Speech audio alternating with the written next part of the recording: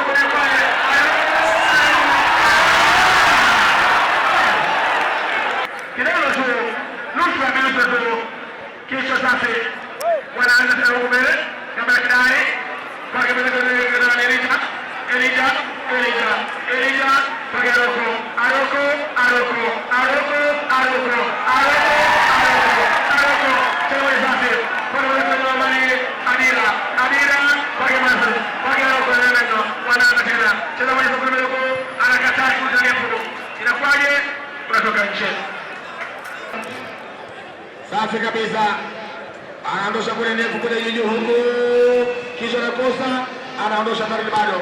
Tosha ile uchafu.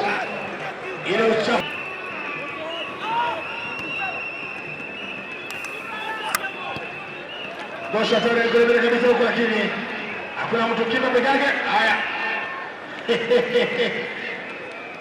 Anaondosha tare kule mbele, wanaanza tena. Anakata piga wapi? Piga ndefu kule mbele huko, kichwa anakosa. Kibile kule nyuma kabisa. Changanya. Anakata piga wapi? Anapanda kule mbele kabisa huko. Bado. Anaendelea lakini bado. Anaondosha tare kule nyuma kabisa, lakini bado kuna hao jamaa wao. Piga wale kule mbele huko. Haya. Wanapiga kichwa sasa kile. Hakule ndani. Kalenga injia wale kule nyuma. Kwaje kichwa kinalia kile. Hata hiyo nje. Haya. Hayo kipindi pili. Goli moja highway. Haya.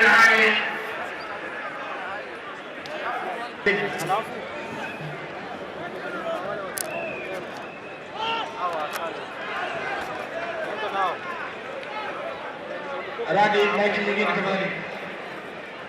Radi.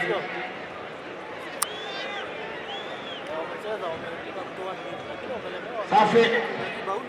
Simio. Dosha tare kule mbele kabisa huko. Kichwa. Safi kule Radi.